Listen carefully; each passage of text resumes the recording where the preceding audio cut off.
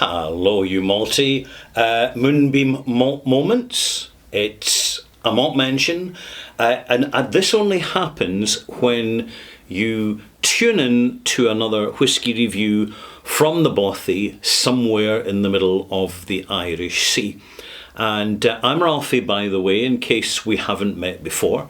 But most of you I know from your comments, and I know from your regular return to my channel. So thank you very much for supporting the channel.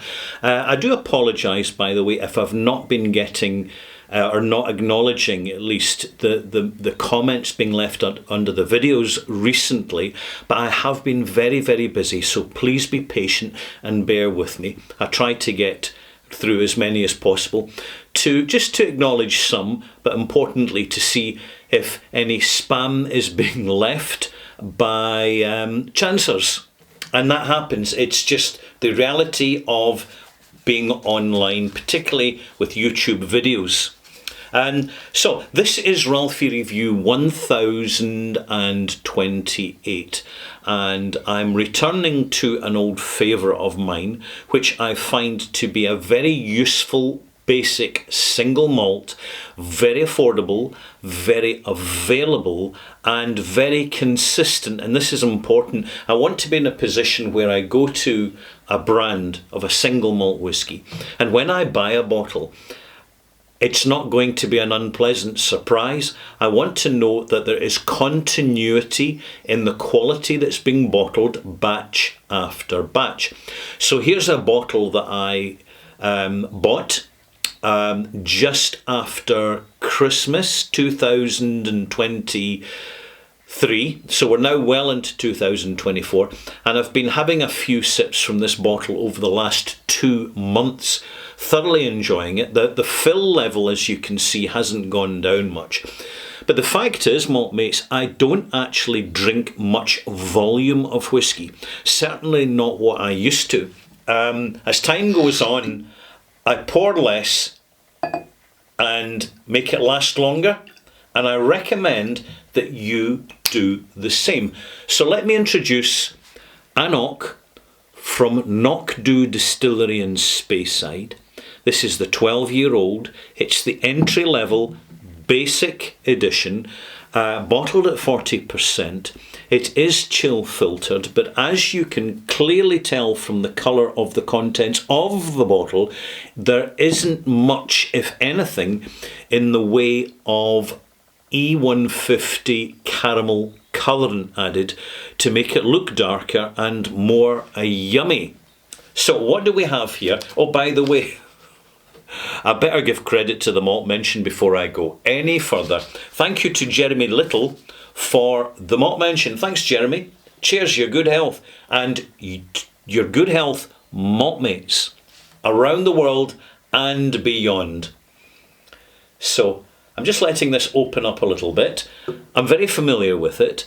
I've reviewed quite a number of Anoks over the years on my channel, and the last time, in fact, I reviewed this particular version was in November 2022, where it was Ralphie Review 954, and I did give it 85 points. Well, it won't be getting such a generous malt mark this time round, because as time goes on, we need to be more discerning, we need to be more careful with the malt marks, and that is exactly what I'm doing. So we'll probably be a few marks less, but I just want to reassure you, this whisky is just as good as it has always been, and it is a fantastic entry into a far less well-known variety brand of single malt Scotch from Knockdhu Distillery. And if you're looking around for other versions, you will find the excellent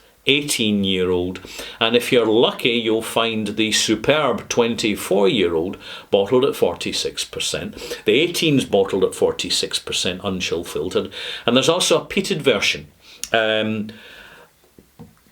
which is bottled at 43%, and although it has been a little bit rough in the past, it is gradually getting better over time. So for the price you're paying, I would actually recommend it. As always, when you're encountering a brand new single malt, please don't rush it. Don't make up your mind and judge it too soon, because we tend to get false readings because we just don't give it enough time. And we make too many judgments on the first and second pour, where shortly afterwards we make up our mind completely whether we like it or don't like it.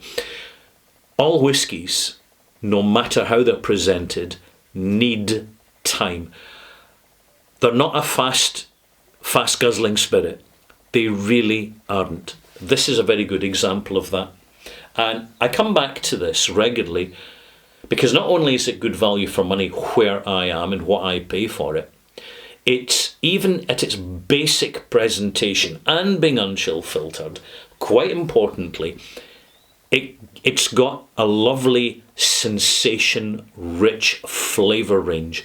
So this is a dram which hasn't had the sours and the bitters filtered out of it and engineered out of it in production. Maturation is primarily in ex-bourbon casks, the combination of first fill, perhaps a few second fill or weaker first fill casks.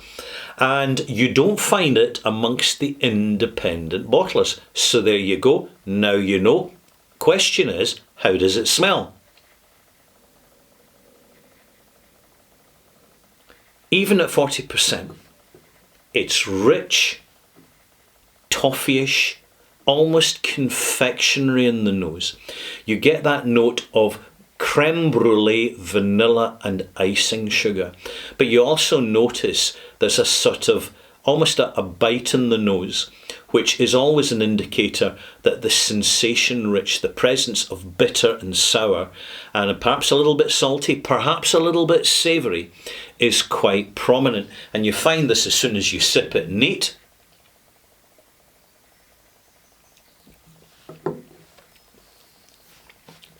Complex, elegant, refined, but intense with the sour.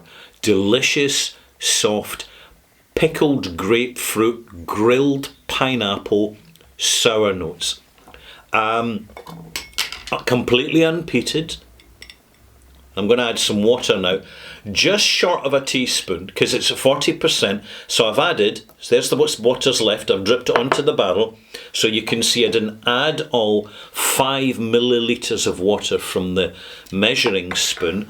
I've added about 3.5 to 4 tops. No shaky, we'll just give it a couple of minutes to settle down, to loosen up the concentration of the flavour components, and also to activate and stimulate the sensation portion of this single malt.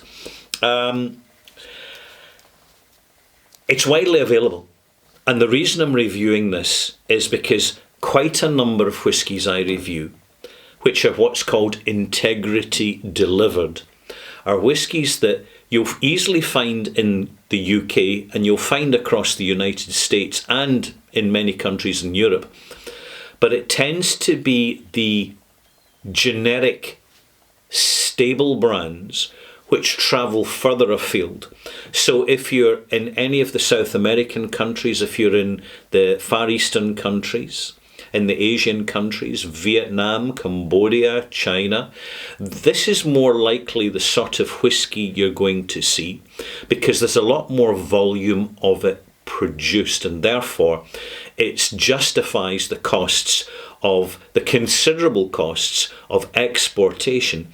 Another thing I'll mention is that when you're in countries that are not big whiskey drinkers, particularly when you go to specialist whiskey shops outside of the US, outside of Europe, outside of the UK, you'll find these sort of bottles have been lying on the shelf unsold for a few years. And this means the price hasn't been amplified and bumped up simply because Ralphie in the Bothy has gone and reviewed it and given a flattering, glowing report. It's just the landscape. So I've added some water to it. Just a gentle roll round the inside of the glass to coat the inside of the glass with the alcohol. It helps to softly bring out the nose a little bit more.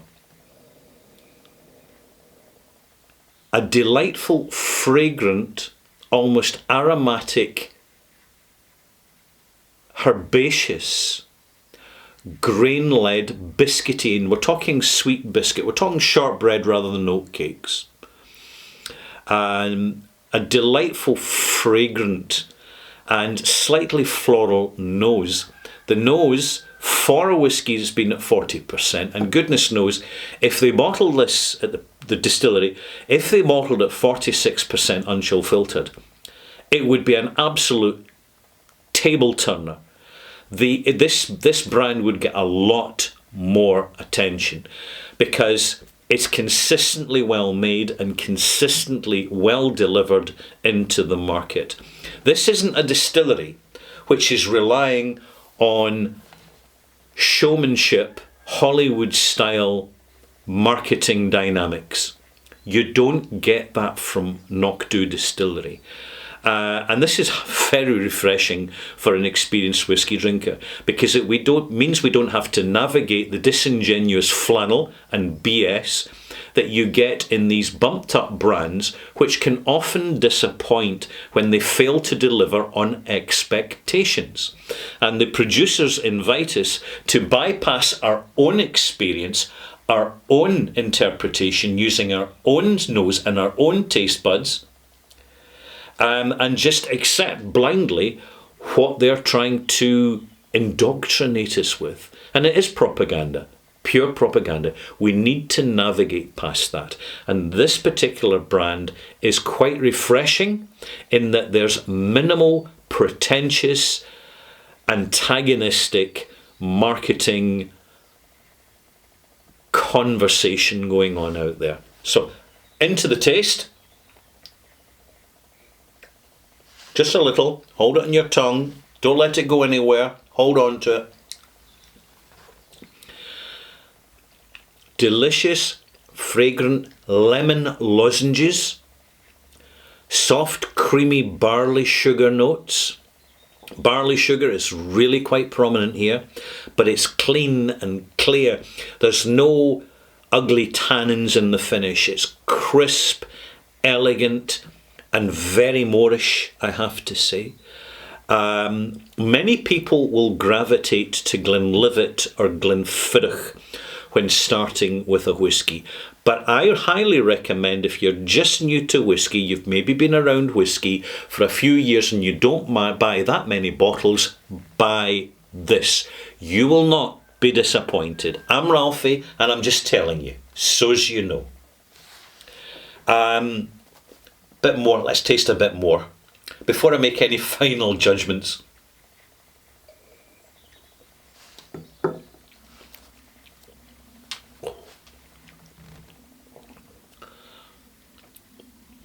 The arrival is almost sublime, sweet, sour, delicious, soft, gentle, unobtrusive icing sugar notes, but not overtly sweet. By nature, it's a gentle, sweet malt, but by its nature, it's also balanced off by a prominent bitter sensation, bitter complex, herbaceous bitterness, the sort of bitterness you get from gentian, for example. And I mentioned that if you happen to be an absinthe drinker. The development is gentle, soft. There's fresh white fruits, slightly overripe peach. The grapefruit notes are definitely there. Pineapple and super soft, almost invisible banana notes.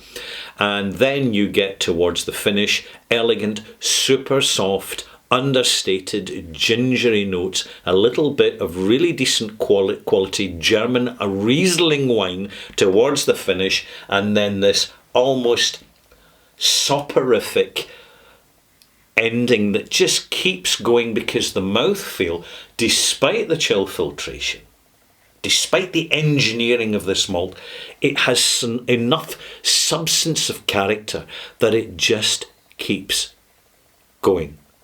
If you're buying a bottle as a gift to an inexperienced whiskey drinker, buy them this. If you're drinking your single malts on a tight budget, and you've got to manage that budget carefully, and you don't want to pay £70 for a whiskey, but you will pay £40 for a whiskey, I'll let you convert the currency yourself. This is an absolute banger. The substance of character that is coupled with the gentle delivery to the market, with authentic marketing, authentic, understated, under-delivering flannel. It just makes this whiskey all the more endearing. And it's another reason why I come back to Anok on a regular basis. In fact, this has really set me up to buy the 18-year-old. If you're lucky, you may come across the 24-year-old, although that has had a significant price hike recently in both Europe and the USA, but perhaps not beyond. So if you see the 24-year-old, definitely, if it's affordable, buy it. It's a banger. It would be lovely to see single cask versions. It would probably be well worthwhile buying the distillery only version if you visit Knockdhu Distillery. I think when you do, you're going to find it unpretentious and refreshingly honest. I did have a comment left on my Patreon channel, which is, I don't kind of promote it too heavily in my channel, but there's a really big conversation going not only within the extra content and the live streams I do in my Patreon channel, but of course the free Discord channel that runs parallel to it, in which experienced malt heads discuss malt, and frankly they give me ideas of what to buy next for review.